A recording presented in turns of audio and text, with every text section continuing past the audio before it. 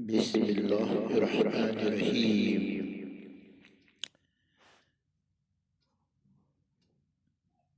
السلام علیکم ورحمۃ اللہ وبرکاتہ۔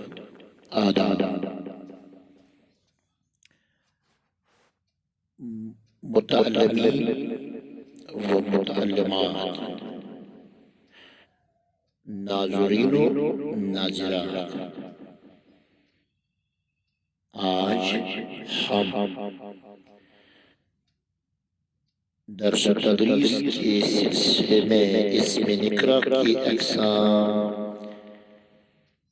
کے حوالے سے گفتگو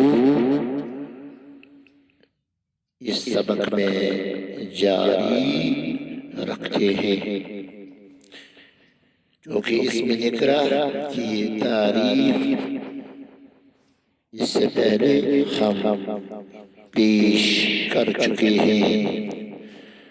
تو آئیے آج ہم اس کے اقسام کے حوالے سے مزید درس کو جاری رکھتے ہیں۔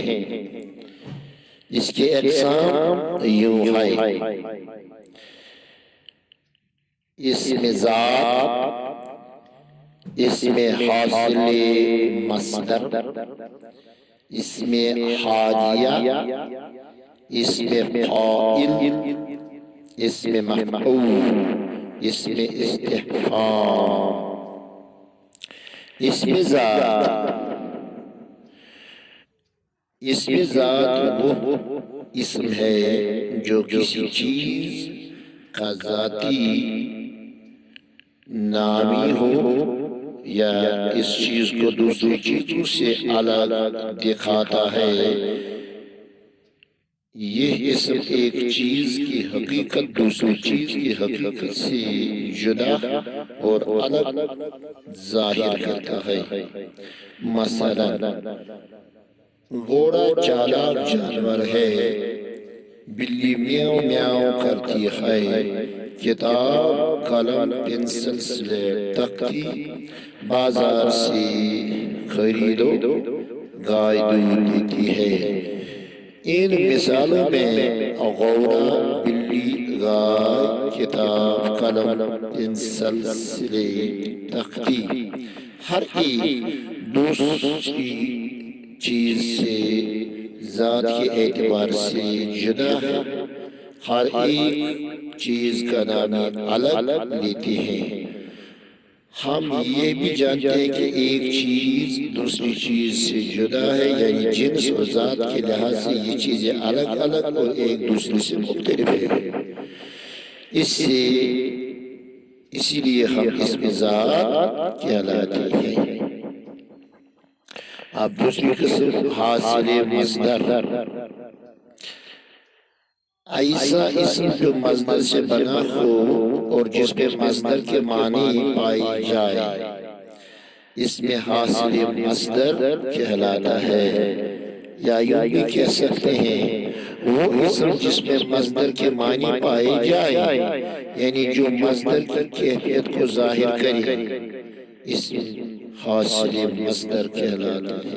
مثال کے طور پر چکھنا سے چکھ، ملنا سے ملا، پڑھنا سے پڑھائی، چمکنا سے چمک، گھبرانا سے گھبراہٹ، پکڑنا سے پکڑ،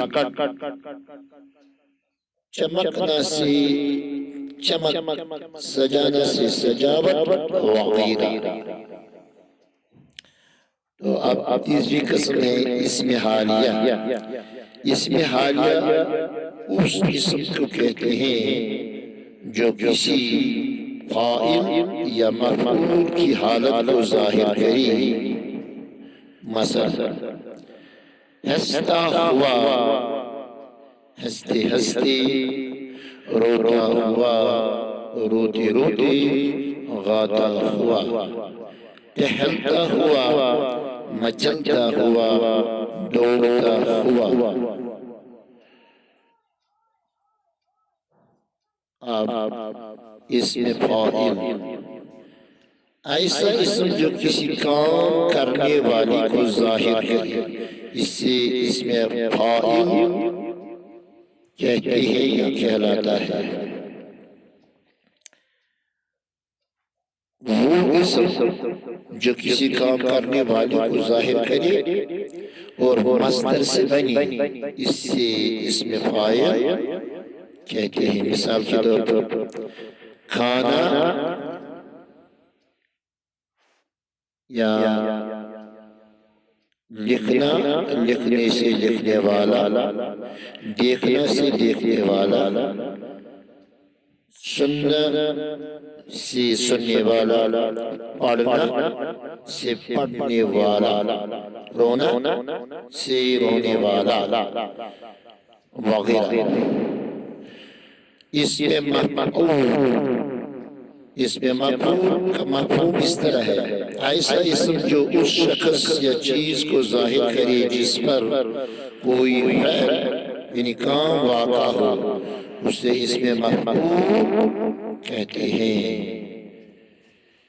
مثال کے طور پر دیکھنا سے دیکھا ہوا، سونا سے سویا ہوا، رونا سے رویا ہوا، جاگنا سے جاگا ہوا، پڑھنا سے پڑھا ہوا، سننا سے سنا ہوا وغیرہ۔ تو اللہ مظلوم کی مدد کرتا ہے، وقت پر بویا گیا بیج آخر پھل دیتا ہے، رکھی ہوئی چیز کام آ جاتی ہے۔ ان جملوں میں مظلوم، بویا ہوا، رکھی ہوئی، اس میں مفعول ہے۔ اس میں استفہام، اس اسم کو کہتے ہیں جس میں جیسے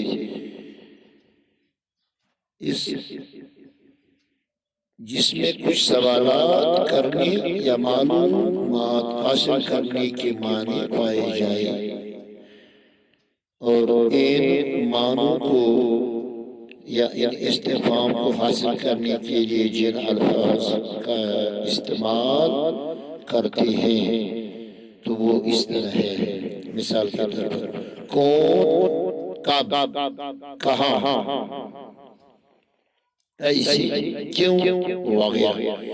یہ جو استفہام اسماء کہلاتی ہیں جو ہمیں کسی استفہام کو حاصل کرنے کے لیے استعمال میں لاتے ہیں۔ تو اس طرح آج ہم نے اس میں نکرہ کے جو اقسام بتدریج یہاں واضح کیے ہیں، تو آپ نے حقیقی معنوں میں ان کا جو مفہوم و مدہ ہے سمجھ لیا ہوگا۔ تو جب تک کے لیے رخصت، انشاءاللہ پھر ملیں گے، گر خدا لایا، خدا حافظ۔